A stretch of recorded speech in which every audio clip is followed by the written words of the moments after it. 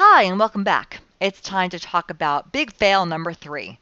You aren't getting noticed by the right people with the right message.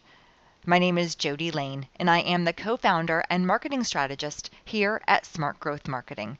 In today's video, we're going to talk about probably something that you talk about a lot in your office: lead generation. How do you get more people to pay attention to you? How do you create more brand awareness? Basically, how do you get noticed? These days, there are so many ways that you can get your message out there, out on the internet, in online social media, Google searches, pay-per-click. Oh my God, they're endless. But how do you get noticed and cause people to take an action? Well, here at Smart, we have a serve before you sell mindset that comes way before we do anything in terms of lead generation. So what is that serve before you sell mindset? Basically, it's creating a message that allows you to find out what you need to do to solve problems for your customers. You're identifying their needs, their pain points, their objections, and their concerns, just like we talked about in the last video. It's creating messaging that serves them before you ever think about selling to them. It's telling your story. You most likely have a story. Why you decided to get into this business in the first place. What is your passion? What gets you up in the morning to go into the office and help people on a daily basis? You want to tell that story to people. And I promise, if you serve them first, the sale is going to come. Now, this may not be what you were thinking about when you talked about lead generation, about the message, but the truth is the lead generation tactics are plentiful, but the message is actually what has people take action. So again, is my brand really worth taking all this time to figure out my messaging? Let's take a look. 45% of a brand's image can be attributed to what it says and how it says it. 54% of people don't actually trust brands. So the bottom line is you're in an uphill battle before you even start.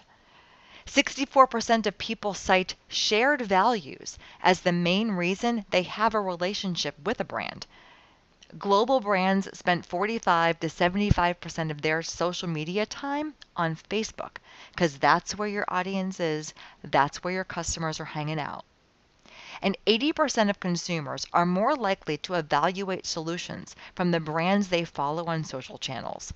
Now, am I talking about some grand charitable gesture where you have to, give away a pair of shoes every time someone buys a pair of shoes like Tom's? No. And while those are very admirable marketing tactics, we're really just talking about connecting, creating relevant messaging, and finding a way for people to really get in touch with you and your brand. And of course, how do we do that? Hello, it's the buyer's journey.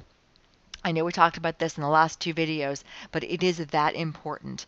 People are in different stages of the journey as they connect with you, and putting the wrong message in front of them at the wrong time can turn your lead generation into a lead aversion. If somebody's in the awareness stage and they're just doing their research, trying to figure out exactly what they need, then if you offer them a discount to come in for a free consultation or a discount for buying, they're not interested. They're not ready for that, and you could potentially lose that person for life.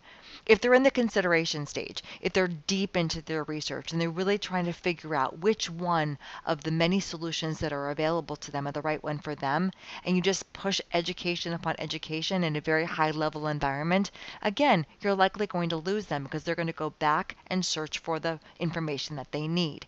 And of course, if they're in the decision stage, they're ready to buy, they're ready to make an appointment, they're looking for who takes their insurance, reminding them what BHRT is and how it's safe these days really isn't going to fly with them. They're going to look for, deeper information to get the information that they need. Now, what does this mean to you as a marketer? We bring the buyer's journey back up as a reminder, but we want to actually talk about this in lead generation. It's how we want to speak to people in the various stages of the journey. When they're in the awareness stage, we want to attract them. In the consideration stage, we want to convert them. and in the decision stage, we want to close them. Now you may be saying to yourself, Jody, this is about lead generation. Isn't everything in the attraction stage? Well, not exactly, because even though it would be wonderful if we could take a prospect and move them systematically across the buyer's journey exactly how we want them to go, that doesn't always happen. Some people do their awareness research a year or two ago, and then when they come to the internet to make their decision about who they're gonna go make an appointment with, they're already in the close stage. So switch your mindset that no matter what stage of the journey your prospects are in, that is a lead opportunity. So how can we do that? In the attraction stage, blogs, focusing on specific keywords that make sense that they're searching for, using social media. These are all great ways to introduce yourself to a potential new lead.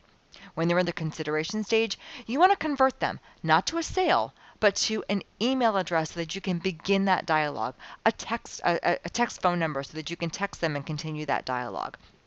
We want to use things that have calls to action. Send them to landing pages that are very specific about something we want them to do. Use forms to collect information, their email address, their age, their specific issues that they're dealing with. We can ask them those things. And the more we know, the more we can communicate in the close stage. Relevant workflows that give them the information that they need so that they can make a decision about who they should schedule an appointment with. Now, this next slide is a really good example, again, to break it down, mindset and message points. It's a little bit of a repeat from the last video, but it's okay because if we drive this home and this is how we do your takeaway, then I think you're going to be on the right path for the next video. So in the awareness stage, we want people in the mindset of I'm feeling more tired than usual. I feel bloated. I'm just not interested in sex anymore. They're thinking something's wrong with them. Or is this just how it feels to get old? And there's really nothing they can do about it. And so you want to be there, available to them 3 to 6 months prior to they're ready to buy something. And how your messages are focusing on that, it's not just their age. You want to tell them what you know about where they are in their hormone imbalance journey.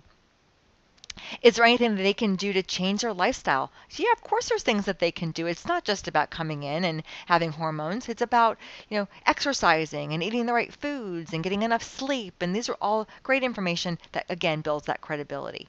And you want to answer the question, what can cause me to feel like this? You have the power to answer that question. In the consideration stage, reminder, their mindset is starting to hear the hormone imbalance is common among people my age. I heard hormone therapy wasn't safe. Is that true? Well, this is the message points that you're going to be focusing on this stage. Is BHRT safe? Is it for men or women? Is this something that I will need to do forever? And how will hormone therapies affect my overall wellness? All of this information is probably coming out about a month or two before they're ready to come in and actually meet you. When they're in the decision stage, their mindset is, I need to find a doctor I can trust. I'm willing to try BHRT, but I have some questions that I need to get answered. So your message points are on target. How much does it cost? Will my insurance cover it? How will the meds affect me after long-term use? And is there a recommendation I can get? And these are a couple of weeks before they actually come in and sit down with you. So where can you get noticed? Some of the lead generation tactics that you can be using? Well, of course, social media. Social media is a great platform, but you want to find the social medias that work for your audience. Your website. Your website is your calling card. You want to make sure that it looks good, it's easy to navigate, and that it's optimized properly for search. Content marketing, blogs, articles. Put your knowledge to work for you by putting what you know out into the universe. Press releases are a great way to get people to link back to your website when they're out there searching. Google AdWords if you want to try a pay-per-click campaign. Facebook advertising. As Smart Growth Marketing's #1 lead generator, Facebook advertising. It is inexpensive. It's where your audience is, and it builds a relationship. YouTube. YouTube is the second largest search platform next to Google. People go to YouTube to find videos for what they need to know. Online reviews, as we've talked about in other videos, people want to know what other people are saying about you. And referrals, especially in the medical industry, we want to know our friends are using you as well.